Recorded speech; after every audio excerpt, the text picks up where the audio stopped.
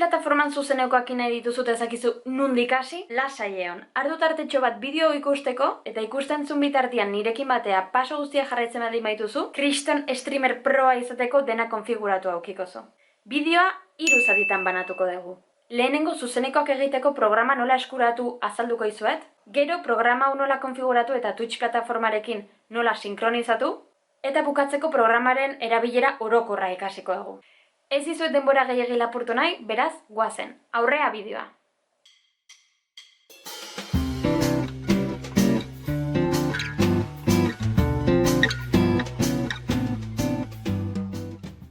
Lehenik eta bain Twitch plataforman zuzenekoak egiteko programa bat aukeratu beharko dugu. Pila bat daude bino guk OBS Studio erabiliko dugu. Horretarako Googleen edo zuen bilatzailean OBS Studio jarriko dugu eta lehenengo estekan klik egin eta eramaten digun orrialdean deskargatzeko pausoak jarraitu beharko ditugu. Lasai egon bideoan kutsatxoan esteka utziko dizuegula. Klik egitean eta hemen artxiboa agertzean, beste edozein programarekin egingo zenuten moduan, instalazioa horrela eraman beharko dugu. Behin OBS-a deskargatu eta instalatua dakagunean, konfiguratu ingo dugu. Konfigurazio oso simple eta erabilgarri bat erakutsiko dizuet. Tita batean streameatzen hasi ahal izateko. Hemengo ikaldean herramientas eta asistente de configuración automática sakatuko dugu. Hor bertan leiho bat irekiko zaigu. Zuzenekoak direnez gure lehentasuna, lehen opzioa aukeratuko dugu. Optimizar para transmisiones las grabaciones secundaria. Eta hurrengo pausura joango gea. Pausu honetan, resolución de la base, lienzo, gure pantailaren araberakoa izango da. Hemen agertuko zaizkigu aukerak. Nire kasuan, lehenengo pantailaren aukeratuko dut. FPS ataltxoan, 60 edo 30 bino posible denean, 60koa aukeratuko dugu. Eta hurrengo pausura joango gea. Oraingo pausua benetan garrantzitsua da. OBS programa Twitch plataformarekin konektatuko baitugu. Servizion Twitch jarri edo utziko dugu. Kasu honetan jarria zeon, hor bertan hola utziko dugu. Hemen bi opzio ditugu. Alde batetikan gure Twitcheko kontua konektatu dezakegu. Hemen gure erabiltzaile eta gure gakoak sartuz Twitcheko kontua konektatuta geldituko litzateke. Hontaz aparte, beste opzio bat dakagu. Dela, usar clave de emisión. Twitcheko kanal bakoitzak emisio gako luze bat edukitzen du. Horretarako gure kanalera jo eta panel hemen goian eskubitan dakagun gure argazkitxo horretan panel de control del creador sakatuz, ezkerreta opzio ezberdin desiente eukiko ditugu. Alde hontan dagoen preferentzias eta kanal aukeratu eta tralala hemen goian eukiko dugu eskatzen digun gako hori. Kopiatu eta bertan pegatuko dugu. Eta hurrengo pausora joango gea. Behin pauso guztiak beteta, leihoitxo hau irikiko zaizue eta OBS-a bere aldetikan dena konfiguratzen egongo da minututxo batzuk. Behin probaldia bukatuta, OBS gure ordenagailuaren eta internetaren arabera konfiguratuta edukiko dugu. Gehiengoa programak berak egin digu.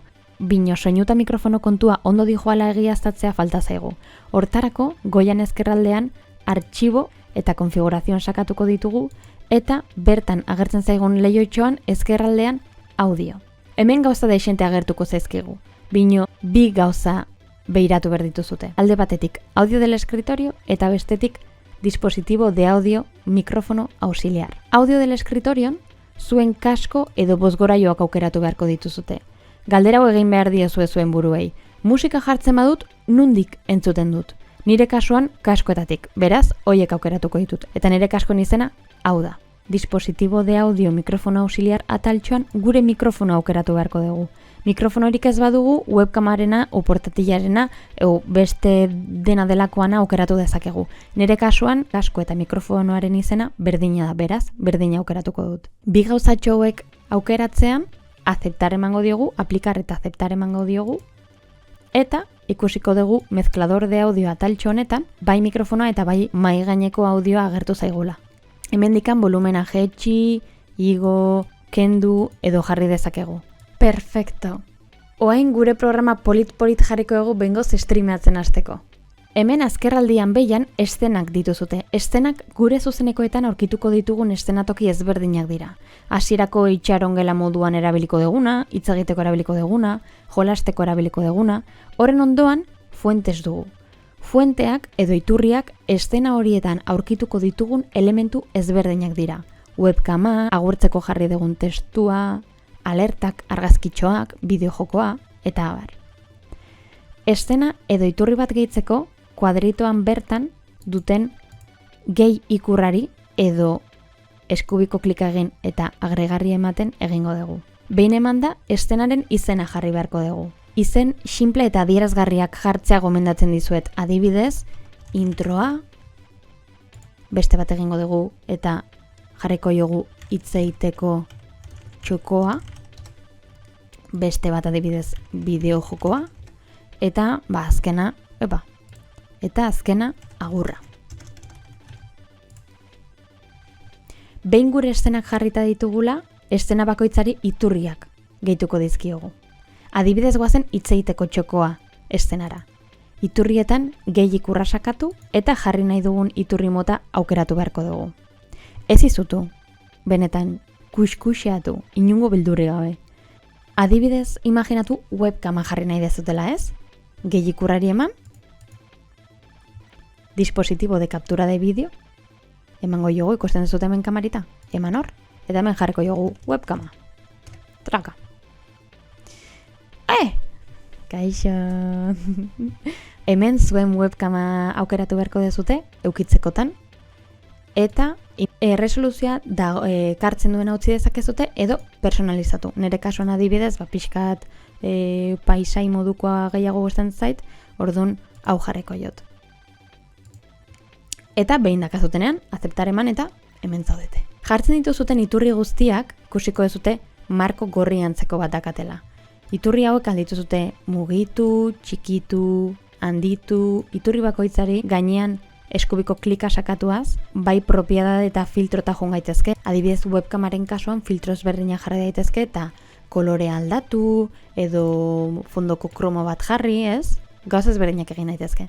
Oain, imaginatu overlay super polit bat dakazutela. Overlay bat da jartzen den markoitako bat. Eman, hitzeiteko txoka hontan bertan, gehi ikurrari, imagenez edo irudia, eta jarri, overlaya.